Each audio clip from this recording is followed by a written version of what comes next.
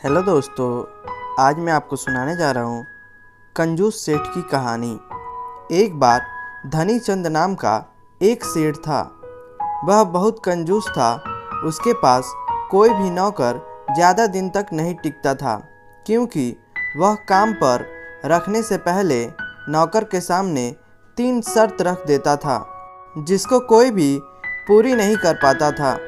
एक दिन मदन नाम का एक लड़का सेठ के पास नौकरी मांगने आया। वह सेठ से बोला वह बहुत दूर से आया है, इसलिए उसको कुछ दे दे। सेठ बोला, ठीक है, मैं तुमको नौकरी पर तो रख लूँगा, लेकिन मेरी 3 शर्त है।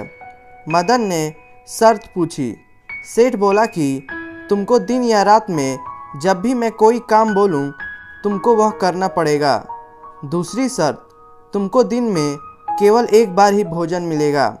तीसरी शर्त, यदि तुम खुद नौकरी छोड़कर जाते हो तो तुमको मुझे 1 साल का पैसा देना होगा। मदन सेठ की सारी शर्त मान गया। सेठ बहुत कंजूस था। वह मदन को गोदाम से भारी भारी बोरियां लाने को कहता और दिन में केवल एक बार ही सूखा भोजन दे देता था, जिससे वह दिन प्रतिदिन कमज़ोर होता जा रहा था। कुछ दिन तक ऐसा ही चलता रहा।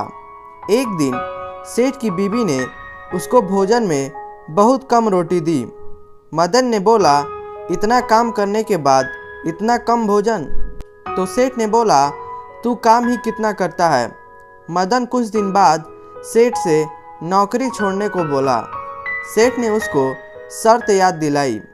मदन ने अपनी माँ के कंगन बेचकर सेठ को पैसे दिए और गांव लौट आया। एक दिन गांव में मदन को उसका दोस्त रमेश मिल गया। रमेश ने मदन से परेशानी का कारण पूछा, तो मदन ने सारी बात रमेश को बता दी। रमेश ने सारी बात सुनकर सेठ का पता पूछा और मदन को चिंता ना करने को कहा।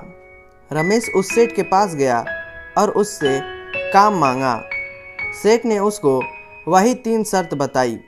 रमेश बोला, सेठ जी, मैं तो आपकी 3 शर्त मानने के लिए तैयार हूँ, लेकिन आपको भी मेरी एक शर्त को मानना होगा। यदि आप मुझको नौकरी से निकालते हैं तो आपको मुझे 1 साल की पगार देनी होगी। सेठ ने सोचा ऐसी नौबत नहीं आएगी और उसकी बात मान गया। रमेश कुछ दिन तक काम करता रहा। एक दिन सेठ रमेश को बोला, जाकर गोदाम से एक बोरी लेकर आओ, फिर उसमें ताला लगा देना। उसने सेठ को सबक सिखाने की सोची। उसने बोरी निकालने के बाद गोदाम का ताला बंद नहीं किया, जिससे चोर उसकी सारी बोरी लेकर चले गए। सेठ ने अगले दिन रमेश से पूछा, तो रमेश बोला, उसने तो ताला लगाया था, शायद चोर ताला भी तोड़ कर ले गए। एक दिन सेठानी ने रमेश को बाजार से लकड़ी का गट्ठर लाने को कहा। लकड़ी लाने के बाद रमेश ने पूछा, यह लकड़ी का गट्ठर कहाँ पर रखूं? सेठानी ने गुस्से में बोला, मेरे सिर पर रख दे। रमेश ने ऐसा ही किया। लकड़ी का गट्ठर सेठानी के सिर पर रख दिया, जिससे सेठानी चिल्लाई। सेठ ने रमेश को नौकरी से जाने को कहा। रमेश ने सेठ को शर्त याद दिलाई। सेठ उसको पैसे देने लगा।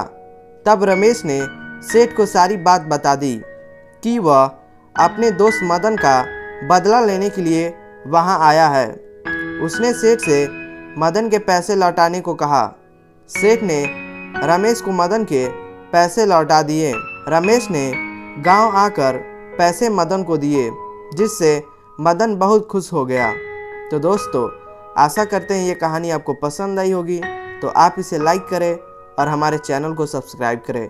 धन्यवाद।